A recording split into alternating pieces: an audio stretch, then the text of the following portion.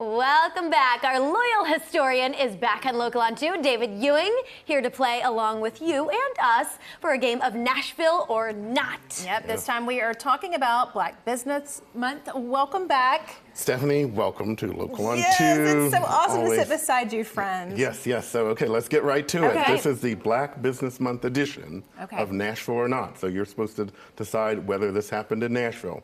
In 1905, the Union Transportation Company started in this city with 15 African Americans to run their own transit company after the state passed Jim Crow laws restricted African Americans from sitting at the front of the cars. Nashville or Not? Okay, this is my first time playing this. Green, I guess, is Nashville? Yes. All right, I'm going Nashville. Okay, you're all right. Yes. Woohoo! This was Nashville, and my great-great-grandfather's twin brother, Taylor Ewing, was one of the 15 African Americans that helped start this company with 5 cars. Sadly, it didn't last very long, but it was a good kind of effort. Number 2, the Negro Doll Company started in this city in 1907 to make authentic African American dolls for young girls. This was the first of its kind in the United States. That's really Nashville cool. or Not? 1907. Love it. I'm going to say yes. I'll go with yes. Yes, absolutely. The R.H. Boyd family started this company. And it lasted a while, too, and they were manufactured here. Okay, number 3, Madam C.J. Walker was the first African-American woman self-made millionaire, opened up her successful cosmetic company in this city in 1910. Nashville or Not? I'm going to say yes. No, it was in, not Nashville, it was in Indianapolis. Oh, okay. The oldest continuously operated African-American owned bank in the United States was started in this city in 1904. Nashville or Not? I want to say yes. Nashville. Yes, Citizens Bank, and it's still open on Bank. Jefferson Street. Amazing.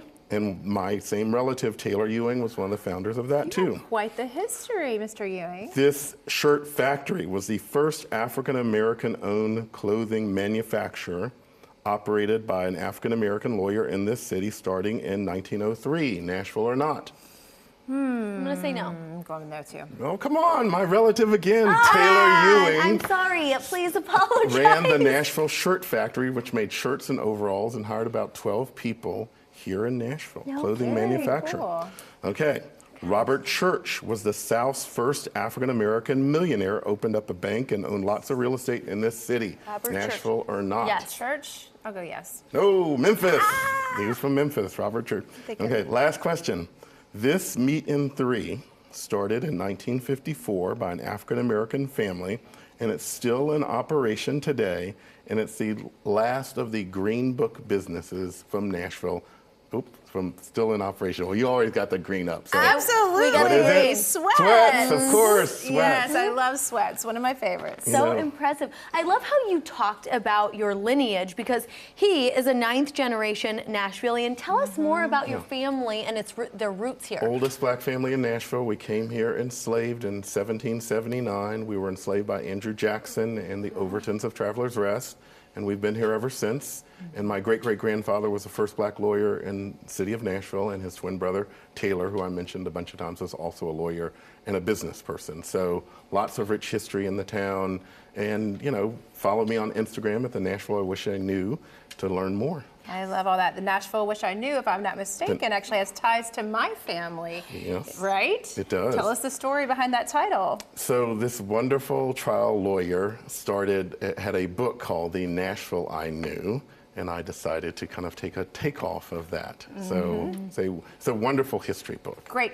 Let's see. Great-grandfather-in-law is what Jack Norman was one of the great trial lawyers of all times of Nashville. Who am I sitting next to? My gosh, throw me a bone here.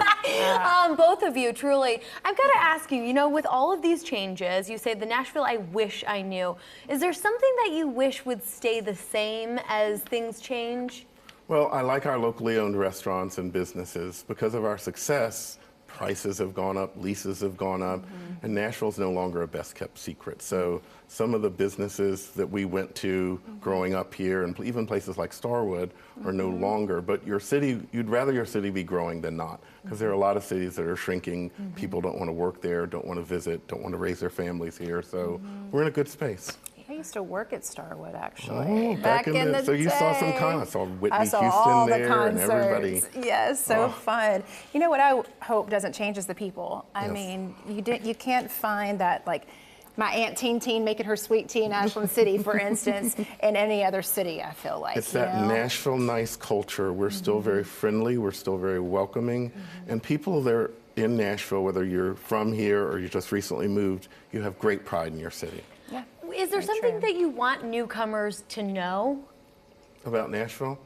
Well, just learn more about the city and go support our local businesses, whether it be a restaurant or a clothing company or just there's so many locally owned businesses, even that started during the pandemic. So support those folks. Very good. We love you. Thank you so Yes, much. so Good fun to to have see you you. here. See you soon. David does it all. For more quick history lessons and to see cool photos around the Nashville area, check out his Instagram at the Nashville I Wish I Knew.